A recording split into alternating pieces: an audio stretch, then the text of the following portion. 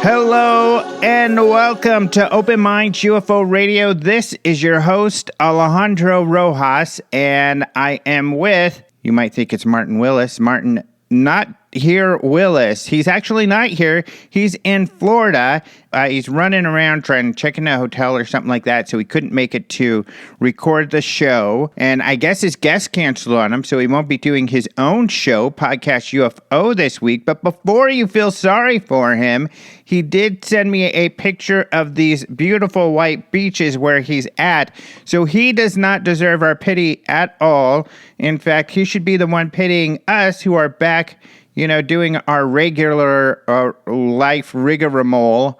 He's doing fine, so I hope he has a great time. He's actually there for work, but he's planning on doing a lot of fun stuff too. So Martin's not here with us, but I got a lot of news to go over anyway. So with that, we could probably get through more. So I want to talk to you first about my guest. My guest tonight is Rich Hoffman. He's been on the show before. He's a part of the Scientific Coalition for Ufology. So we've talked about that. He's also a researcher. He actually grew up in Dayton, Ohio, or near Dayton, Ohio, which is, of course, is where Project Blue Book was actually headed out of, Wright-Patterson Air Force Base. He started when he was a kid. In fact, at 15, he appeared on the Phil Donahue show, and he became known as kind of this local UFO expert. So he's been in this field for decades. He was known for, being the state director in Alabama. He also was the director of MUFON Strategic Projects. He's no longer with MUFON, though. Now he's with the SCU, the Scientific Coalition for Ufology, which he helped start. And for full disclosure, I actually was part of the formation of this organization as well. I'm kind of a board advisor, not necessarily a board member. But in this show, we talk about the SCU, but in particular, the need for scientific investigation of the UFO phenomena and kind of the credible investigation and this interface with science that needs to happen. I've said over and over again, there needs to be a SETI of UFOs. And the reason I say that is because you may not be aware, but watching this closely, in the 90s to now, there's been a huge transformation. It used to be that the search for extraterrestrial intelligence, also known as SETI, often when you refer to the term SETI, people think of Seth Shostak and Jill Tarter. These are scientists who work in this arena. They work for an organization called the SETI Institute, so it's a little different. Now, and of course I repeat this over and over again, practically every episode we bring up SETI, because it's very important to understand the distinction, because there are SETI initiatives. In other words, SETI stands for the Search for Extraterrestrial Intelligence. There are those sort of initiatives outside of this organization, the Institute, that happen. So that's important to know. So when you're referring to SETI, and more, as we read these articles and see people working in this arena, that term does not mean the SETI Institute, and it used to. But getting back to why there needs to be a SETI of UFOs and why I use that terminology is that in the 90s or earlier on, kind of like if you saw this movie Contact, great movie starring Jodie Foster. It's actually based on a book written by Carl Sagan. But the whole search for extraterrestrial intelligence was not taken very seriously decades ago, even up into the 90s where things started to change. In fact, it was seen as very fringe and kind of silly. as represented in that movie. So it wasn't taken very seriously. There was a lot of fodder to make fun of it. However, things changed over time. And now some could argue that NASA is a SETI sort of organization. So much of what NASA is doing is looking for life and other projects kind of related to that this is really, and not only that, anything the SETI Institute does becomes news. So it's really changed from being fringe to mainstream. So now you're probably seeing why I keep saying there needs to be a SETI of UFO research, really moving this topic from the fringe into the serious. Now, I believe that Lou Elizondo, who's come out, who worked for the Pentagon investigating UFOs, that's kind of been debated in UFO circles, but fortunately is not being debated in the areas where I think it's most important, which is the mainstream and in mainstream science. And that has began to change things. There is kind of this movement. But what SETI did was essentially stack the deck with scientists. They got lots of scientists involved. They interfaced with scientists. They tackled this issue head on, and they became a part of the community, a part of the zeitgeist, or a part of the kind of what we see as science and space is looking for extraterrestrial intelligence, which makes sense. I mean, we've got Star Trek, we've got Star Wars, we've got all of this sort of cultural perception of space and ideas of space having to do with alien life. It should be, or it can be, something that we look towards and try to discover and take seriously. So there has to be this movement. I'm very excited for the Scientific Coalition for Ufology because I think this is the group. There have been groups kind of attempting to do this in the past, but none as prolific, I would say, as hardworking as this group that the Scientific Coalition for Ufology, the SCU. For example, we're going to talk about Rich and what he's up to and what SCU is up to and what his goals are for this organization. But they're getting a lot done. If you go to their website, explorescu.org, you'll see a lot of stuff there. You'll see some papers, some science kind of based papers, other research into UFOs that have been done, serious, credible investigation, or at least theorizing over how we really discover something, how we move things along, and how we take a serious look at this topic. So I'm very excited to talk to Rich. He works actually out of Huntsville, Alabama, near the Redstone Arsenal. He works for Army Materiel Command, actually. He is a IT contractor, so he works in the computer field. So he's got this insight into that world, at least on the intelligence side, which is helpful, or at least I should say in the government end, which is helpful because, that's sort of where this conversation is going. We've had Nick Pope on recently to talk about that. So it's very exciting. In fact, what else is cool is John Alexander, retired Army intelligence officer. He also has gone into the civilian world to work in defense and on weaponry and all of this great stuff. But he's really into UFOs.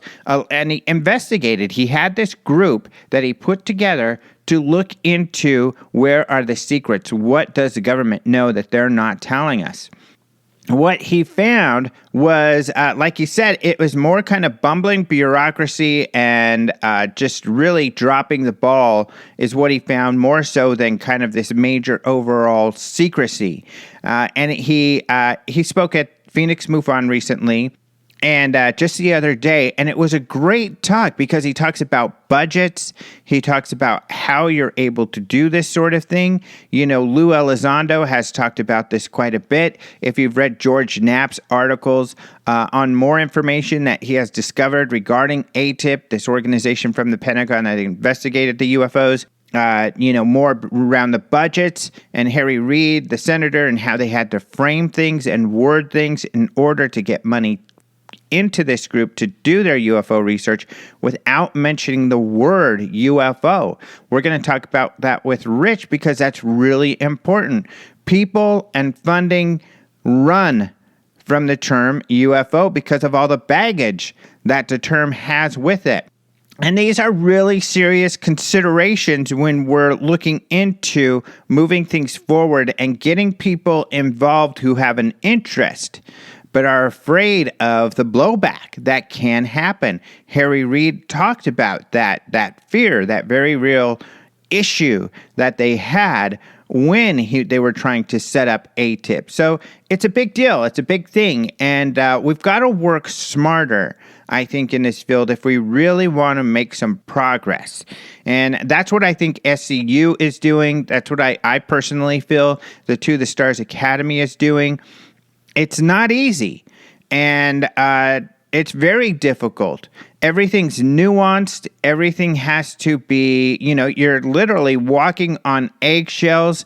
Everything has to be done right. And that's why it takes insiders to guide this and to move things along. And I'm excited that is what we now have happening. So I have mentioned that, that I'm going to have Lou Elizondo on the show. We're looking like probably the next show will be that interview. So I'm very excited about that. We'll bring this conversation forward even further. And then maybe after that, I'll have John Alexander. We'll talk about his talk at Phoenix MUFON.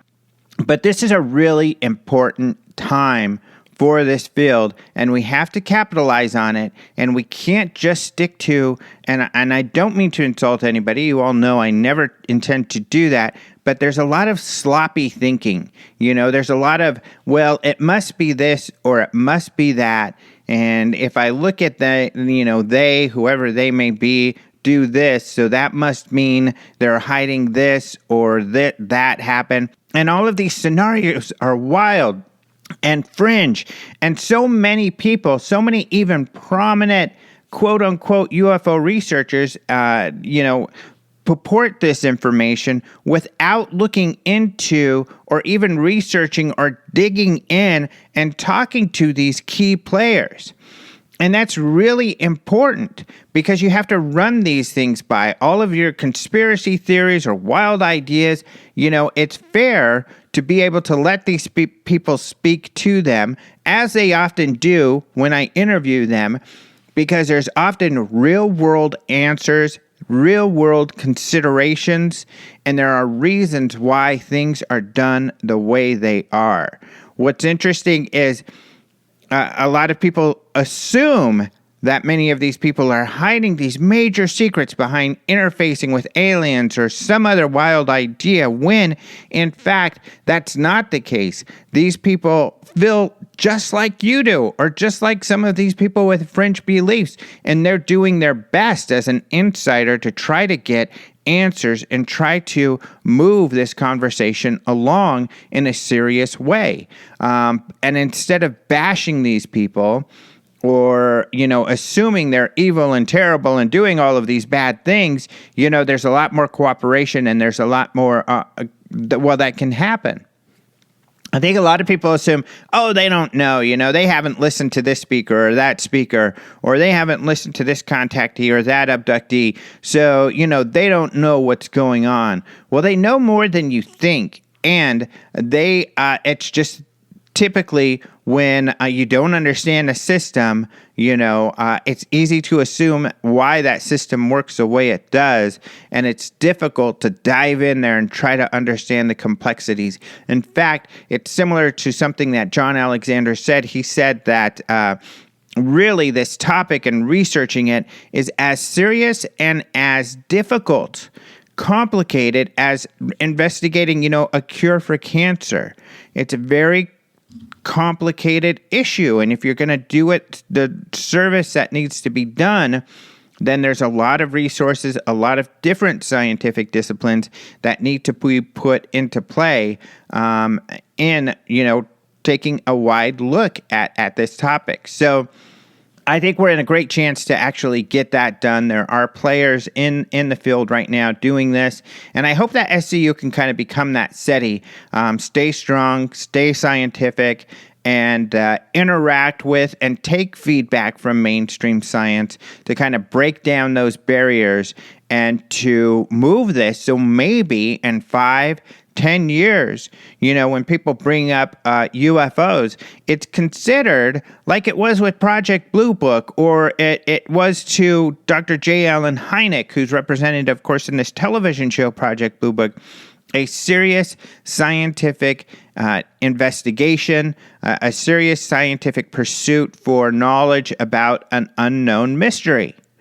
So I think we have that opportunity, and we're moving towards that. And we're going to get into the news, and I think the news is doing the same thing, is pointing towards all of this as well.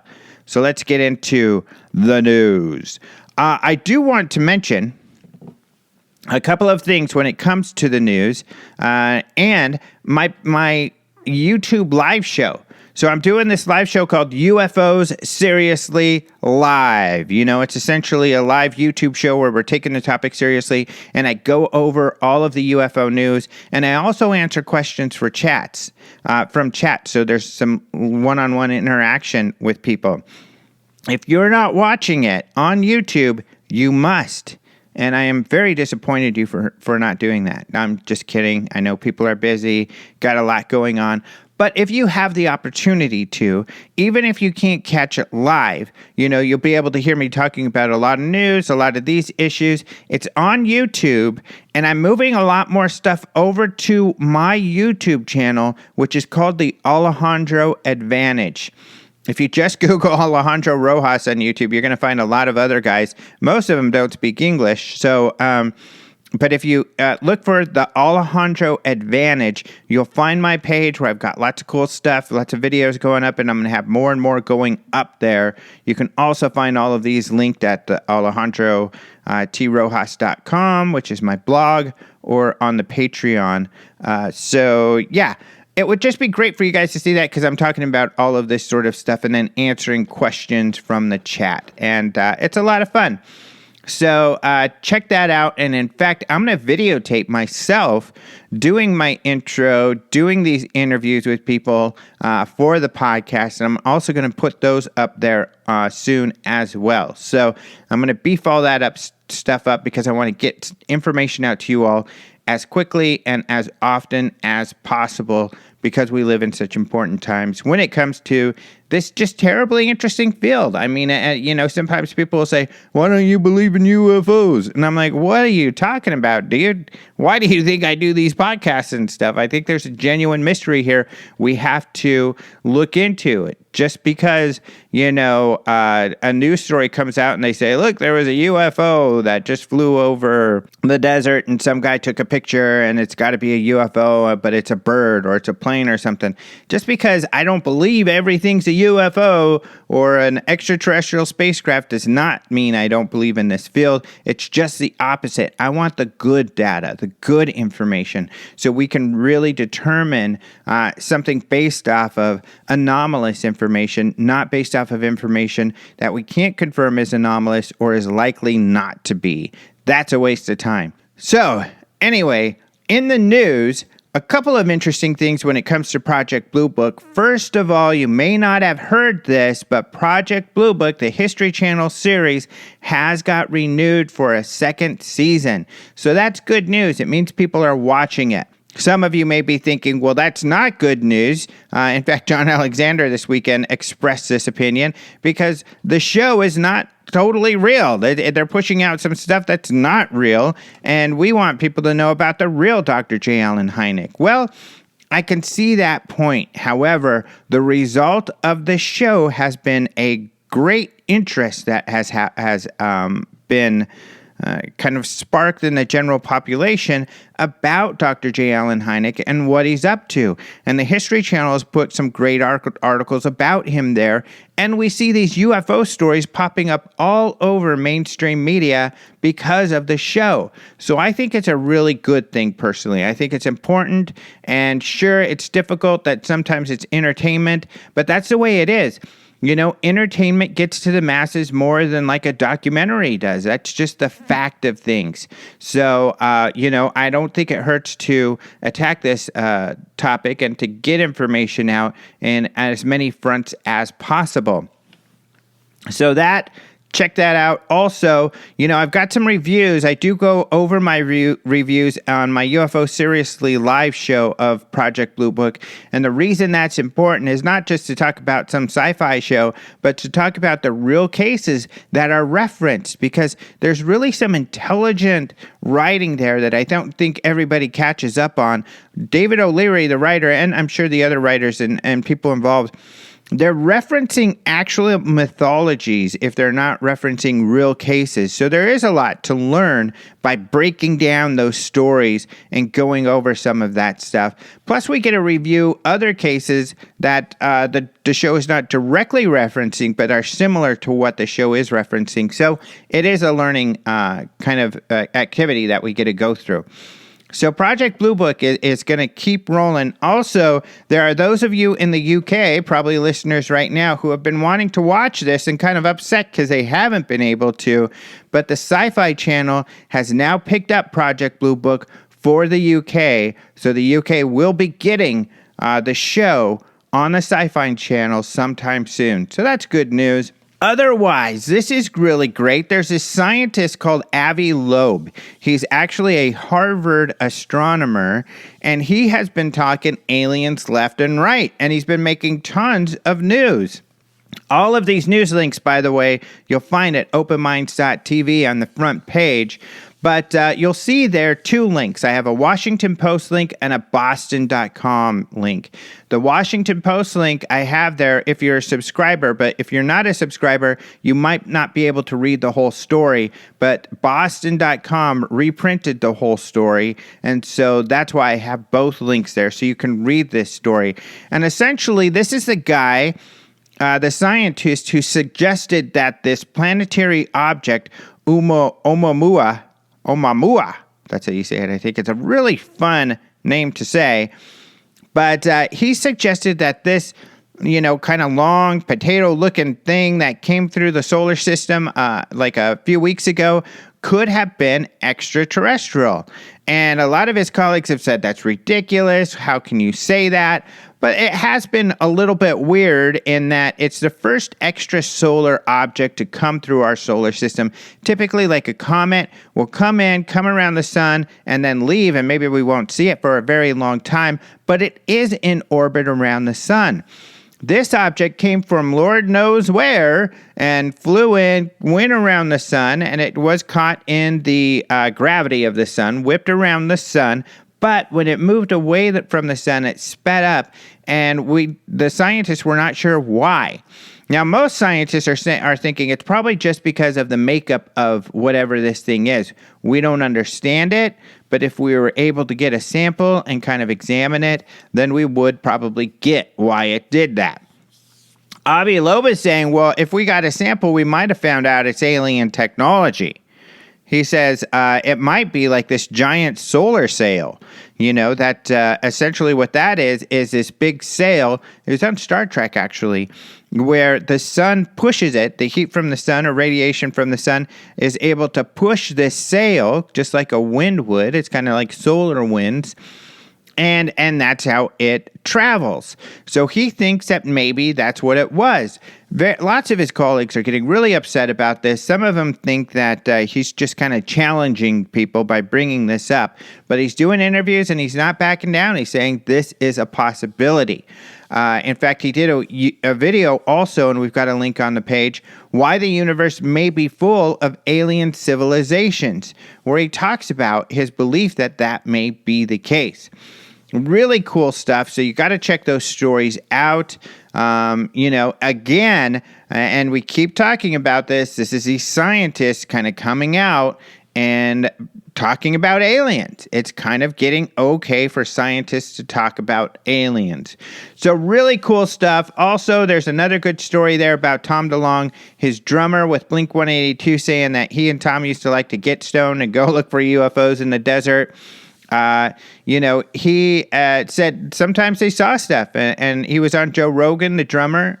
His name is Travis Barker, and he said that, he likes the UFO thing. He thinks that there may be aliens visiting us. He just says, I don't know that I would quit my job with Blink 182, leave my everything and go do UFO stuff like Tom did, but he thinks it's pretty cool. So that's an interesting story out there as well. That is the news, ladies and gentlemen. You could see all of this at openminds.tv, but let's go ahead and talk to Rich Hoffman. We'll have him on right after this short break.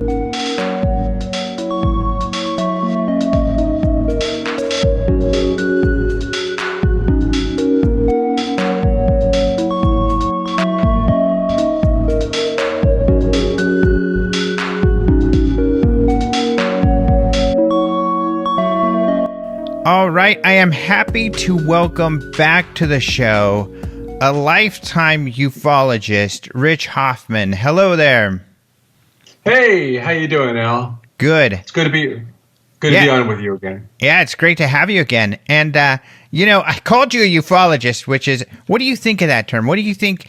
How do we term what we do in this field? It's a good question, because I think it's actually almost changing a little bit, isn't it?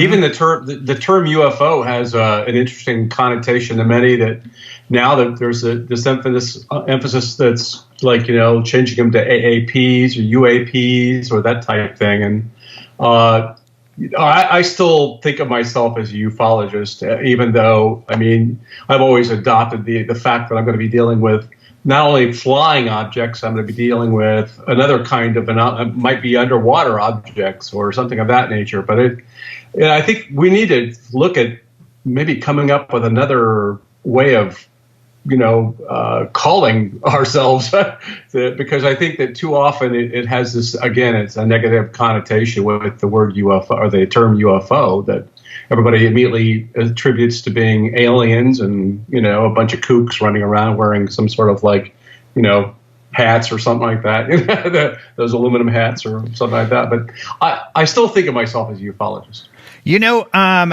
So Lou Elizondo is going to be speaking at an event that you have been organizing for the Scientific Coalition for Ufology. And I bring this up because the last person who brought this up to me was Lou. He was saying, and this is something he wants to talk about, is he's ran across a lot of people in the last year being involved with all of this. And there are so many that kind of armchair. They're interested in the topic and everything. And then there's those like you who you call yourself a UFO expert, because you are. You've been doing this for decades. And he's like, it's almost like we need a new term, because everybody claims to be a ufologist, but there's only a handful of true experts. And that's kind of a tough thing to deal with. Yeah, you're absolutely right. It is. And, it seems like more and more, anybody who, let's say, looks at a bunch of websites that can call themselves ufologists. And we see a lot of people who are in social media that are doing the same thing. It's like, and I guess, I even had that with some of the members of my local group. They come for entertainment as opposed to coming to study this stuff. Mm-hmm. And so I try to focus it on study, and there's not a lot of people that want to spend that time and that have that long dedicated interest in doing that kind of study. And so it's very rare, actually, to be honest, to find a true quote unquote ufologist anymore. Right. They make themselves self-proclaimed experts or something like that because they wrote a book or something of that nature, and that's unfortunate, because I think that the phenomena needs that in-depth study, and we need specifically to focus on scientifically what that means. And I think that Lou's done a great job of trying to connect us to this scientific and keeping us kind of focused, if you would, that way. Mm-hmm. And so I have to applaud the guy for trying to corral us and to get us to rethink that type of stuff. And it's all good.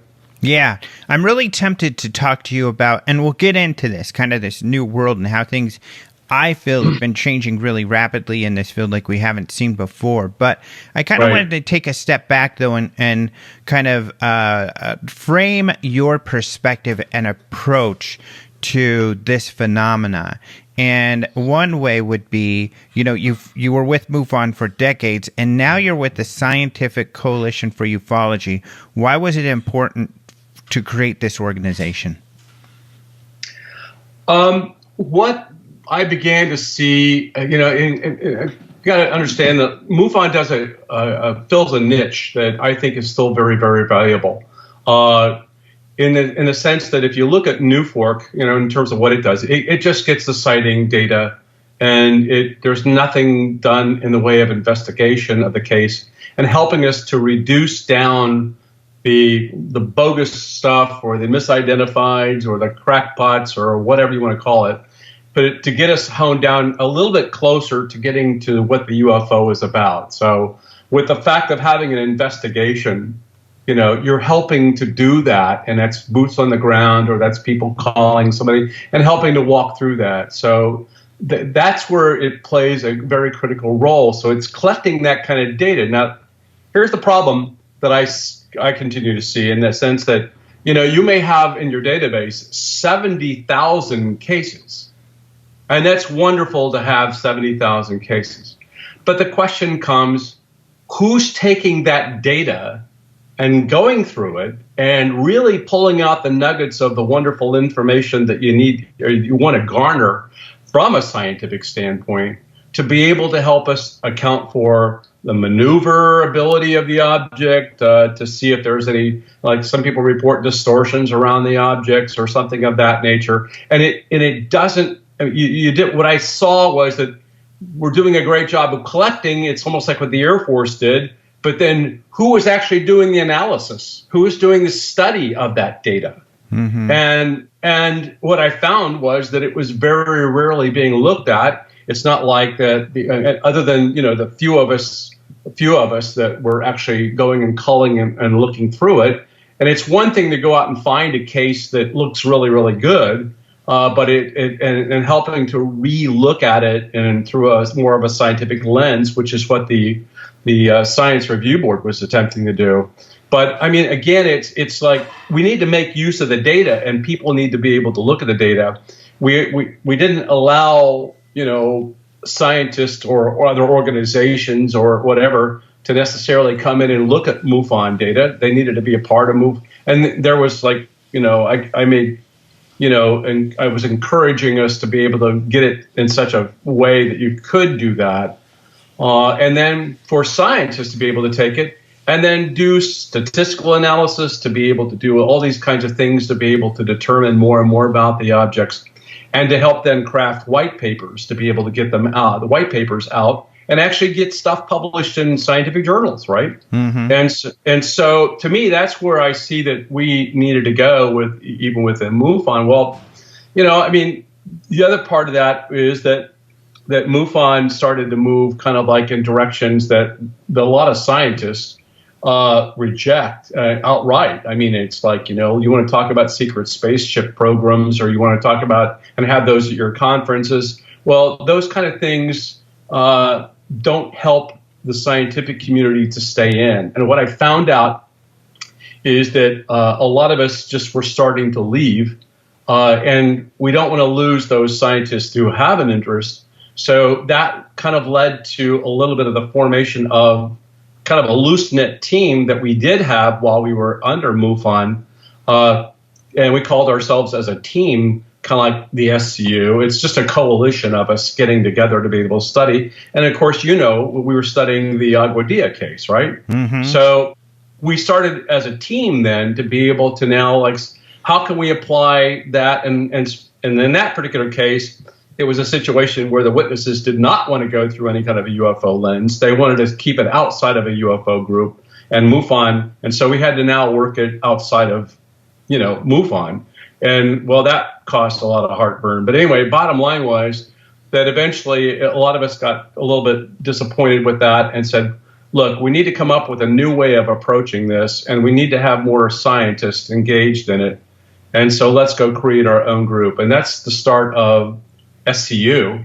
scientific coalition, we decided to go and become a 501c3 and, become incorporated and really start to set ourselves up. And right now, we're over 40 basically scientists, engineering types, psychology types, a lot of people that are in different roles and more scientific in our approach. And we've got 10 PhDs. And so we're encouraging more and more people to get engaged like that to help us to do that analysis, to do a bigger deep dive, to be able to create journal articles, if you would, to write white papers, to do peer reviews like you expect you would have in science. And so that's kind of like where we're going now. I mean, we're trying to get more structured, more disciplined in that approach. Mm-hmm.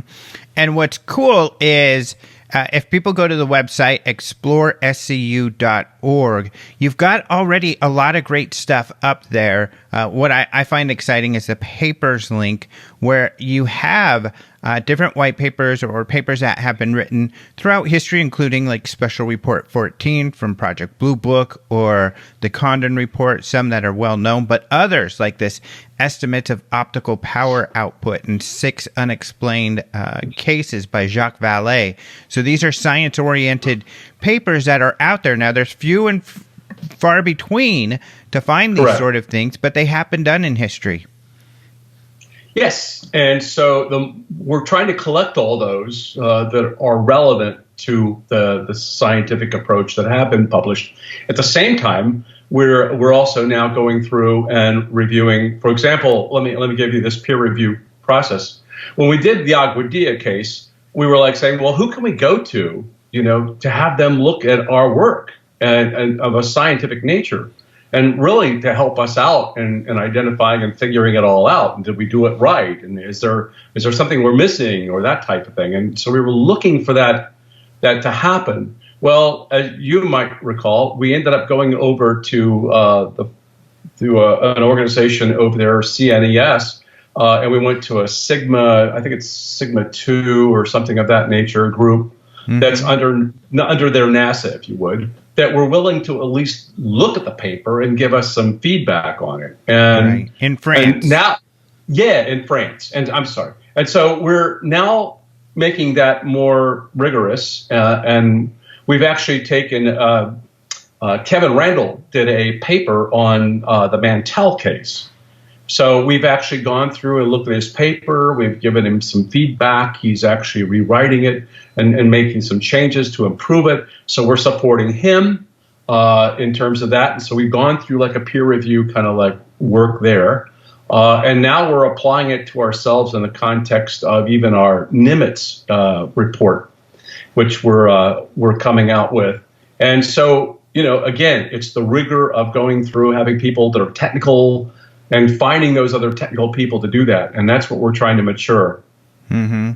Which is very exciting. And I mean, some people may argue, well, To the Stars is kind of doing a similar thing. And certainly they have a very prestigious group of directors and people working for them.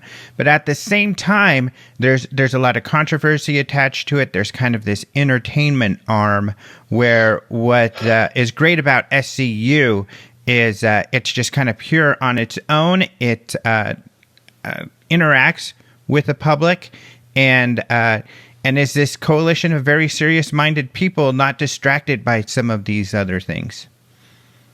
Exactly, and so that's where we're tending to go, and we want to be able to grow and mature that. And again, it's about getting others that are out there who might be, remember Jacques Vallée, the hidden college, if you would, that's out there, that they couldn't find an appropriate link. And the other good thing about it is, and that we have to realize, is that since, I got started in this thing like 54 years ago or something like that, what's happened to technology? Well, technology has blossomed to the point where we've got better tools, more information. We're starting to see cases like the Nimitz or like these other kinds of, like the Aguadilla, where you're starting to get military-grade equipment. You're getting thermal imaging kinds of cameras, and you're getting multisensory data And there's nothing that scientists love more than having data given to them, right? Mm-hmm. So now you've got a scientific community who can engage because there's some data for them to analyze, right? And so as opposed to, hi, I saw a UFO last night. Let me show you. Let me show you my blurred photo. Yeah. Okay. And so what we're trying to encourage is the use of technology to get things like spectral images. We're looking to get thermal graphs. We're looking to get, obviously radar wherever we can. And there's other means of being able to get other kinds of data to be able to go along with the case that we haven't been considering or analyzing in the past that will now help us to understand the objects better, And so we're now looking to encourage that development as well. So, mm-hmm. And those are great outlines. There was some. I've heard some people say, there can't be any science applied to the UFO field, which is kind of a bit odd to hear from some people, but certainly you can. What you do need data, and certainly anecdotal data is a start, but it's not much. But when it comes to radar and photos, that's data you can actually do something with. Correct. And we as scientists can also engage in helping to get the tools out to the community, meaning that, why can't scientists help us develop those things like, you might be aware of, but I mean, those portable devices that would put some sort of multi-sensory data kind of capability out at a site where there's a hotspot. Mm-hmm. And so, you had Center for UFO Studies, which is doing the UFO data thing. You had Mark D'Antonio working with, a couple others and stuff like that to be able to help develop something. And so there's a good start of moving that direction. And so we need to get that a little bit orchestrated. And why can't scientists be on that cutting edge in terms of helping to develop it and get it out to others? And that's what I want to talk about also even at the conference that I'm going to be coming up with. Yeah, definitely. My last question, though, along these lines, before we get into the conference, because this is exciting too. And there's a great segue from something recently I wrote about. Well, we'll get into that. This is fun. But still, Nimitz, the 2004 Nimitz incident. Of course, I've talked a lot about it on the show, interviewed various people. Nick Pope was on last week. We talked about it. And, of course, Robert Powell has been on, and he's a part of the SCU, kind of leading this research. But when people say, well, what can you add to it? The Elizondo and his group have already looked at it. We have this leaked document from George Knapp that has been confirmed by Elizondo that, is this military report. What can be added? What would be your answer to that? I think where we're at is, it's always good to have multiple sets of eyes on things, right? Okay. Mm-hmm. Meaning that we may come up with a different perspective than another group. And that's okay. All right. There's no reason why for something that we do or our approach can't be also considered. And we might pick up on something in our study that might not have been looked at or that maybe they don't have. And let me also point out to you that, do you see those results of that analysis being given to the general public? No. I mean, have you seen any analysis of that's been supplied to you or data made available to the general public? No, because it's under a government thing. It's an ATIP thing, right? Mm-hmm. And so what you had was an ATIP project that was under the government, and that's still within the reign of the government and stuff probably still classified in many respects. And what you get is only a little snippet of that information. For example, we don't have the radar data from that case. But you have, again, witnesses who have described it and radar operators have talked about it. And so we've talked with the radar operators. We've talked with the pilots. We've talked with, overall a lot of different people to try to get their take on what they saw and how they described it. And so in some respects, we're actually somewhat validating what TTA is saying, okay, by our doing our work. But at the same time, we're going to be publishing ours. Well, I'd like to see theirs. Right. And you don't have it, and I don't have it. Right. And so we take on their word that they did this, and here's their outcome of that case.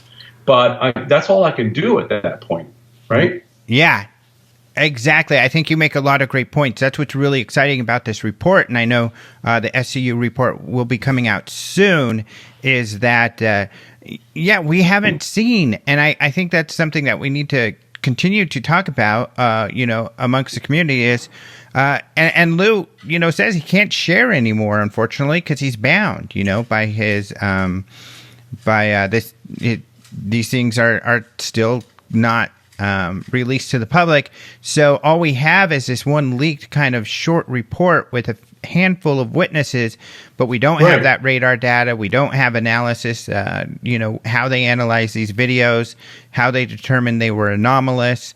We don't have a number of witnesses that I know that you all have been talking to. So it's going to be really exciting to see how much of this report do you think is new and fresh and something that people wouldn't have seen before?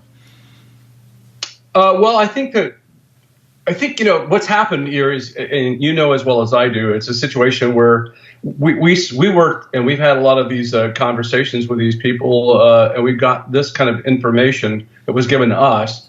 But let's say, let me put it to you this way: Commander Slate, who we talked with, who was also one of the people on board one of the two aircraft.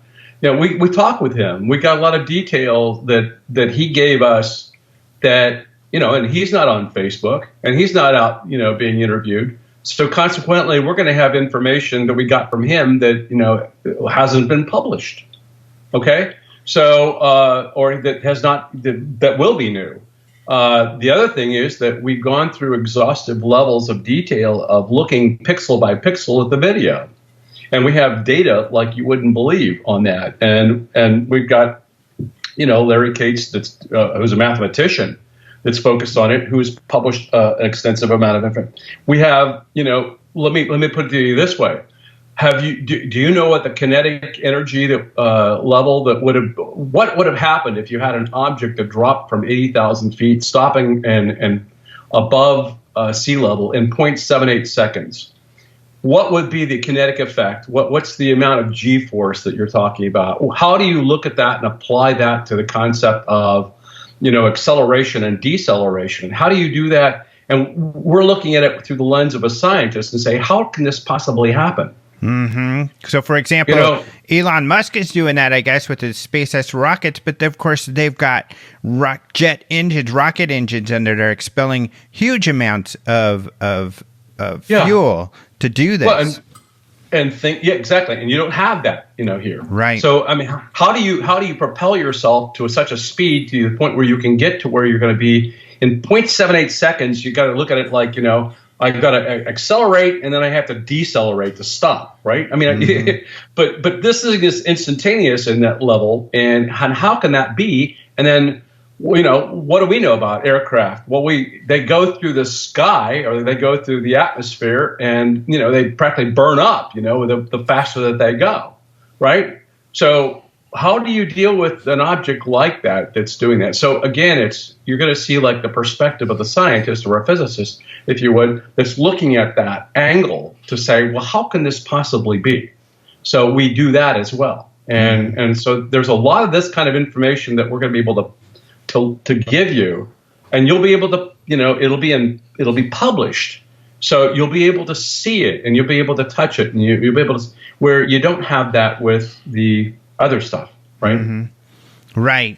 And that's what's exciting about this group. And even, for instance, when you all put out your Aguadilla report, I mean, you're welcoming scrutiny. And that's what science is about. It's not about hiding your information and being afraid of people to look at it and kind of put it through its paces. You want people to do that. So, other organizations want, others like, and now there is at least you all to be able to look at this and scrutinize it. Yes. So that's really exciting.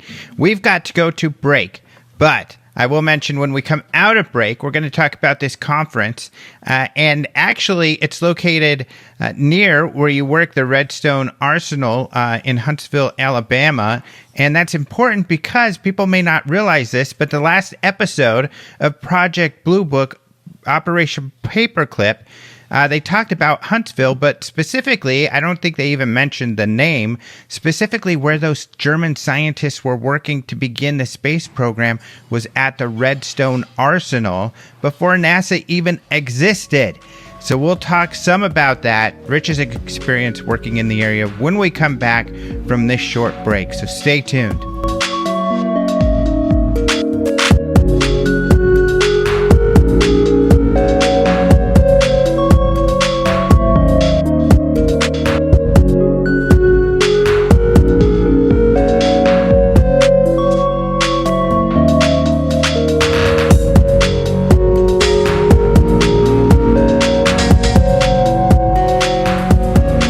Welcome back to Open Minds UFO Radio. This is your host, Alejandro Rojas, and I am here with Rich Hoffman. And when we were going into the break, I was talking about the Redstone Arsenal.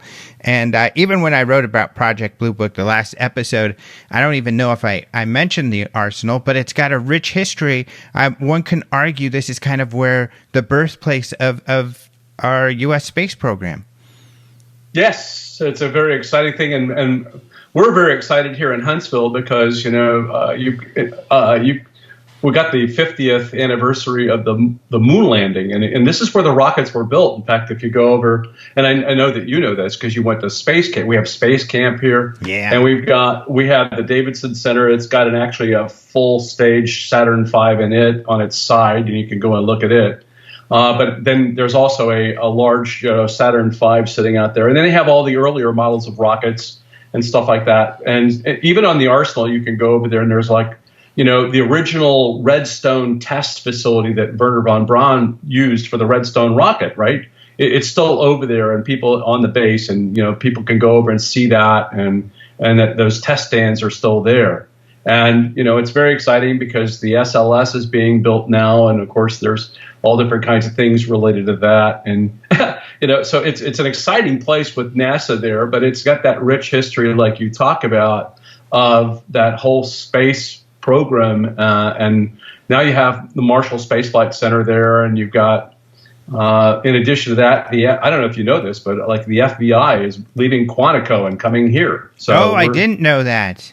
Yeah, the entire Quantico location for the FBI is now here at Redstone, and of course I'm the military, the Missile Defense Agency is here. Everything relating to space and missiles, and the Army and stuff like this here, and Army Aviation is here, and I work for the Army Materiel Command, which is the entire logistics umbrella by the way, it's the corollary to the Air Force Materiel Command that had underneath it Project Blue Book. Mm-hmm. And so it's funny for me because I started off in Dayton, Ohio, and I've had occasions to go out to the base and meet with some people and stuff like that, and gave a lecture on UFOs, by the way, out there. But so I'm kind of I left there, and somehow I ended up in the Army sister organization, and so it's kind of like an interesting little thing for me that I'm now back, and I'm working for them, and doing this whole thing, and they're pretty much receptive to me doing this as well, which is really cool. Oh, that is cool. And which I think says a lot, but and we'll get into that. But that's probably, I would imagine because this is a space hub, why it's so exciting that you have been putting together this short conference. And maybe tell us about the conference and what the mission is, kind of what you're attempting to accomplish.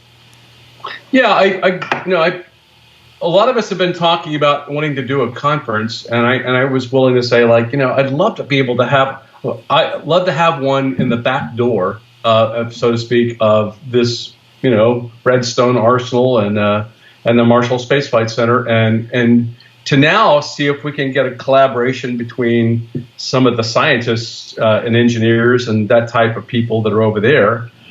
Included in that is University of Alabama Huntsville, which is largely at an engineering school, and even encourage them to come. And to get, we're surrounded by all of the corollary industry, the DoD businesses, if you would, that support them, like Lockheed Martin, Boeing. All these companies are around here, and it's just huge tech corridor for this kind of thing. And so, consequently, I'd love to be able to have this serious scientific, discussion between people that are on the base or in industry or in academia, talking about the UFO subject seriously, and saying, and for us to come in an open kimono, lay out why we think that it's important that we continue to do it, and then with the fact that you have this Pentagon program that was announced, and that announcement kind of gives it a little bit more credibility in a lot of people's eyes, and the fact that here we are at the Pentagon, studying this thing as a threat identification program, kind of like look an aerospace threat. And so if you have that kind of a context, that maybe you might be able to now get them to be willing to converse and collaborate. So I've constructed the conference, if you would, to create a kind of like a very highly collaborative environment over the time period that we're holding this. And so that's where I'm going, and that's what I'm trying to achieve. And that's, I'm looking for very scientific or minded people, or very serious minded people to attend. And I'm getting doctors that are presenting. I'm getting, of course, we'll be talking about the Aguadilla case, and not in the context that we even have answers on it, but maybe more like in the context that, here's a case that has that kind of like data that we're looking to get, and then we're also going to be talking about the detection and characterization of anomalous aerial phenomena using satellite data imagery. So you have, and Philippe Alleras from the European Space Agency is coming over. Mm-hmm. And we're going to be looking at the physics of the Nimitz case and talking about that. We're going to be talking about the Aguadilla case. But then we're also going in and talking about, constraints on societies engaged in interstellar travel, and also we have a propulsion systems expert from the base. So we're going to be talking a lot of different things, and we're hopefully, we're pulling in those kind of people. And I'm being told that we're getting a lot of interest and chatter even on the intel networks, intelligence people, and so they're very intrigued and excited about it.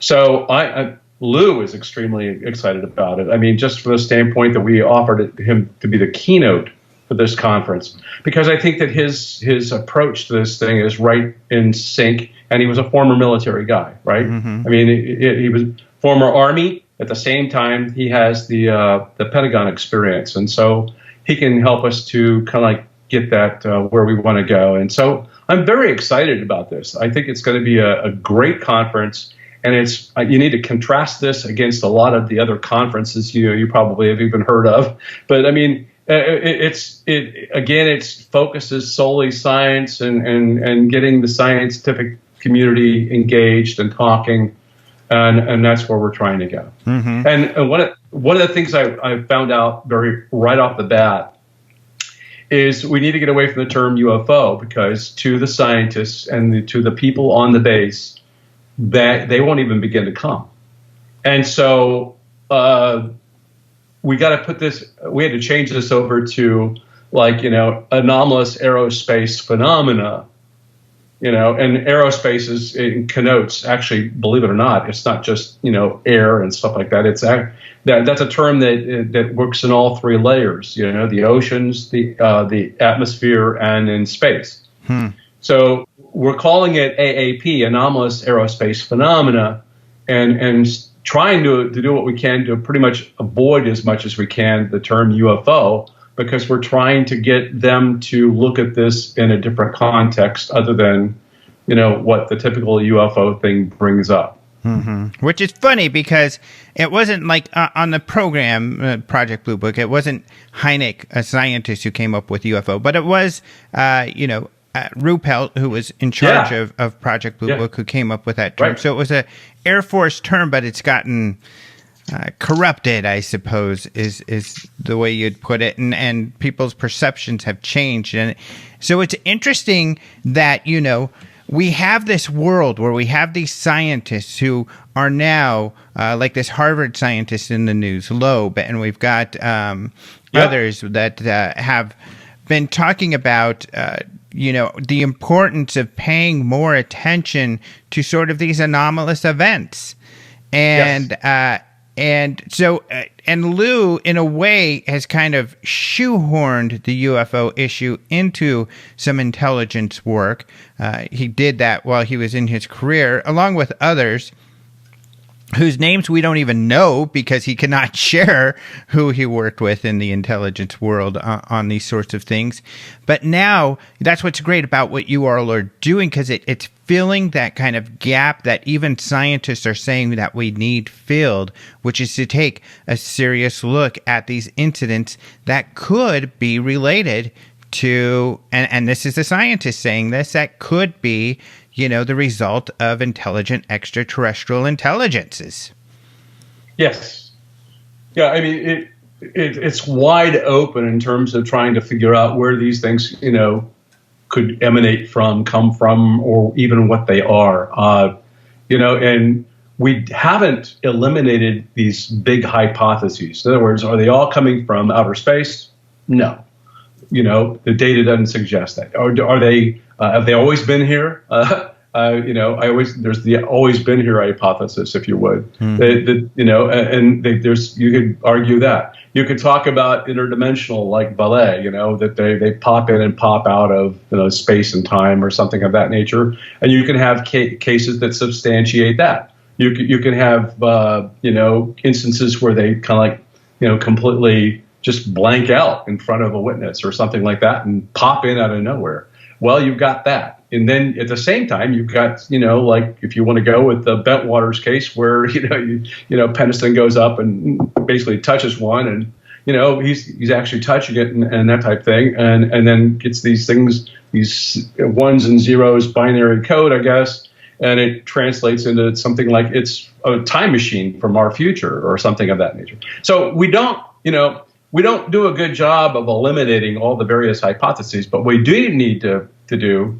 And I think that this is where, Lou's doing, and they're doing the focus was a very, very good focus. What do these things do? They seem to be able to, if you would, cloak themselves. They have stealthy kind of capabilities. They're not bothered by working in water. They don't change their shape at all. There's the same shaped object will go in water, be out in space, or be in the atmosphere. Yet we build things with, that have to have a different kind of look and feel to them, right?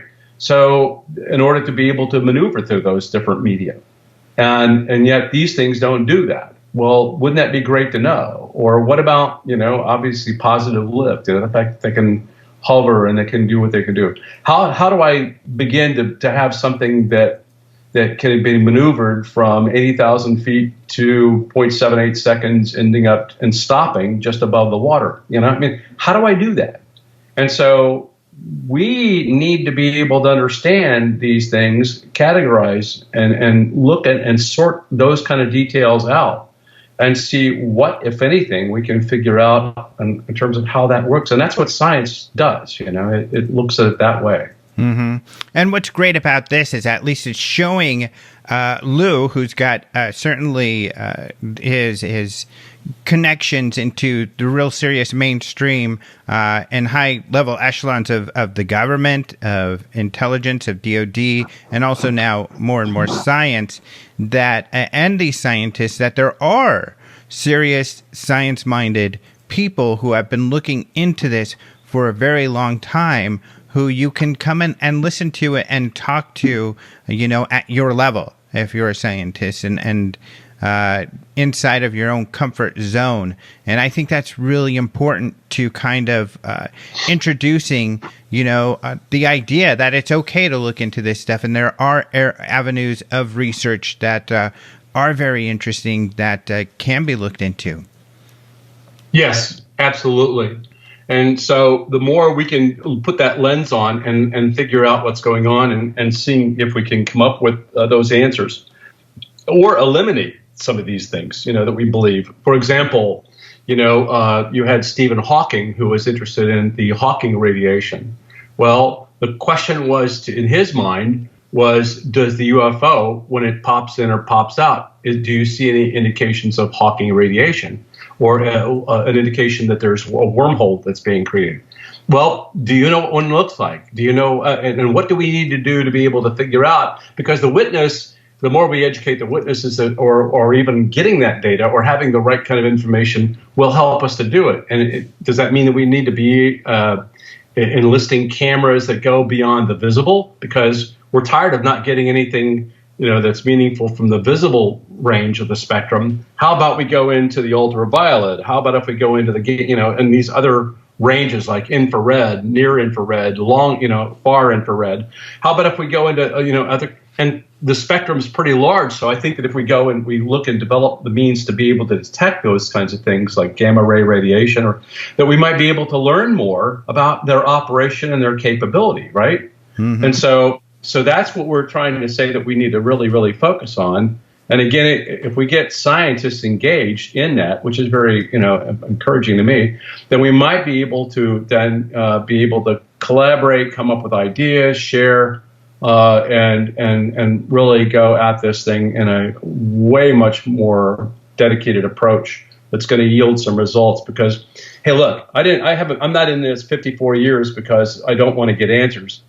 I want to get answers, and we can talk on social media or do all this other stuff and not get anywhere for any length of time and just create a wonderful mythology out there. But I'm not interested in that, and I want to be able to get past the mythology stuff and instead focus on what is it that we know about or can deduce from these things that are being seen. Right. And that's why I've stayed in it for 54 years, to get answers. I think this is all just really extremely exciting. Of course, what Lou Elizondo is working on is very exciting. What he shared thus far is very exciting. And what you are doing, I think that it's the perfect thing to be happening at this time. I mean, it's just a really exciting time for this topic. I mean, would you agree with that? Well, I think it is. I think it's a very exciting time, and I think that if we can keep the interest level up, and we can help to develop these kind of like organizations like SCU or whatever, or TCS or whatever, that can keep the focus on it and to build on it, and to get actually some support in terms of doing this, invisible college, if you would, that we might be able to actually now get somewhere, form maybe even our own association and go from there or something like that. But I think that it's one of these gradual approaches, and we're fighting the big fight, if you would, in terms of getting two scientists who have basically shut the door on this subject, and said, well, we're not going to even go there, And I mean, I'll be honest with you. There was one time where I went up to say, well, I was like wanting to study about how to write a research paper. And on the front page of that website that I went to, it said, as an example, you don't want to write about UFOs. Oh, wow. That's hilarious. And this is like, so don't even broach the subject of UFOs. On your research. And this was on the front page of this, like how to write a research paper, right? Wow. So, I mean, I'm going like, wow, well, we've got some work to do, buddy. We have got some serious work to do to change this around. And so that's where we're trying to go. And it's one step at a time, and it's, getting science moved back up into doing this. And the more we can have this level of discussion, where we have data, where we can talk about it, and we can share data, or we can, that's going to be better. That'll help to bring it on. And the other thing is to create a means for them to have a safe conversation. because part of what I was trying to do here was, I wanted to keep media out. Media per se, like, let's don't have the TV stations coming in and, and airing this whole thing, all because Lou's there. And Lou was emphatic about not marketing him. And I applaud him for that, because he said, I don't want to be the thing that detracts from your scientific work. You get what, and that's a hell of a lot of integrity. And I appreciate that from his standpoint. He said, I don't want to become the detractor where all the news media wants to come in and interview me. And I said, I agree. And in fact, I don't, my hope was that we would avoid all that kind of stuff, primarily just to be able to get a conversation where people from the base could talk about their military things in a safe environment, knowing that it's not going to now be on the front page news. You get what I'm saying, right? You know what I'm coming right. Right, so, exactly. And I do want to get to, because we're about out of time here, that it's not necessarily completely open to the public, but you're looking for essentially, like we've talked about, science-minded, like professionals who are in this sort of arena. Yeah, and so we're trying to basically go through and get qualifying that as we go through the attendees and stuff like that. So we on our explorescu.org website, we've got, if you do the www.explorescu.org and then you put a / then you put AAPC, we have a place where you can go up and you can basically give us some information about you. And then we could then make it, help you to then say you're connected or you're not. We're just not looking to get hi, I learned about UFOs yesterday, and I'm interested in the subject, because I'll be honest with you, this conference is going to be way over the general person's head per se. Right. It's going to be more scientific. It's not about I saw a UFO last night. Let me tell you the story, right? So that's not what we're doing.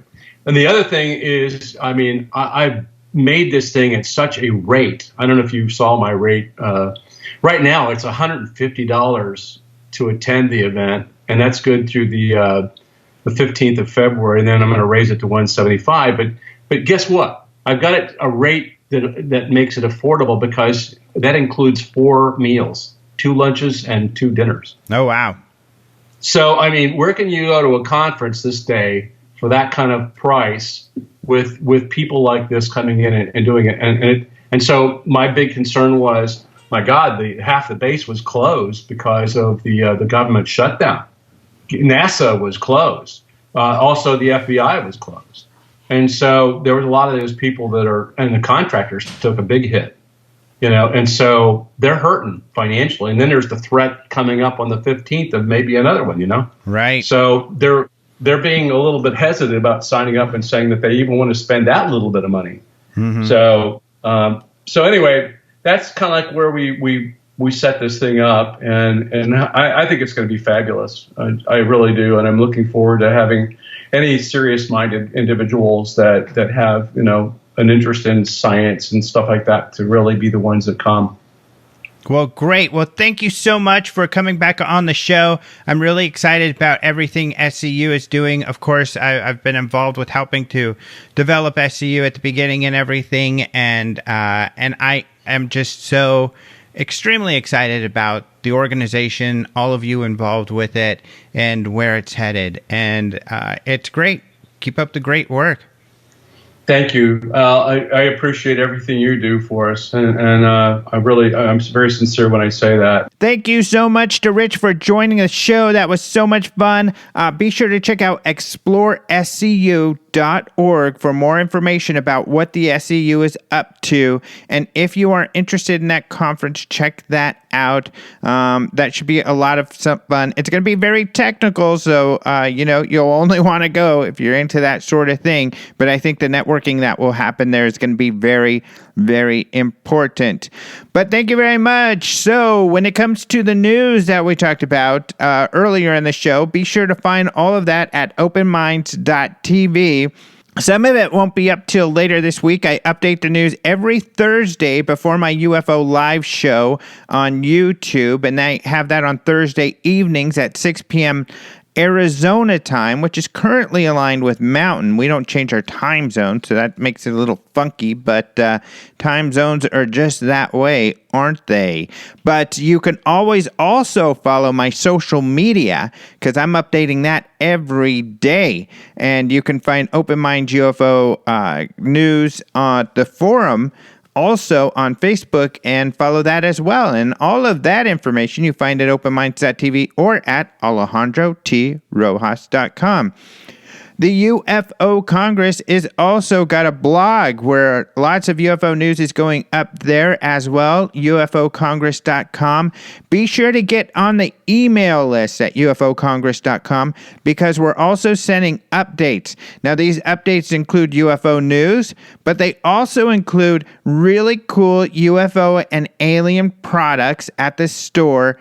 And they include updates on the conference itself. And that's going to be a very important conference. Of course, this is one that everybody goes to.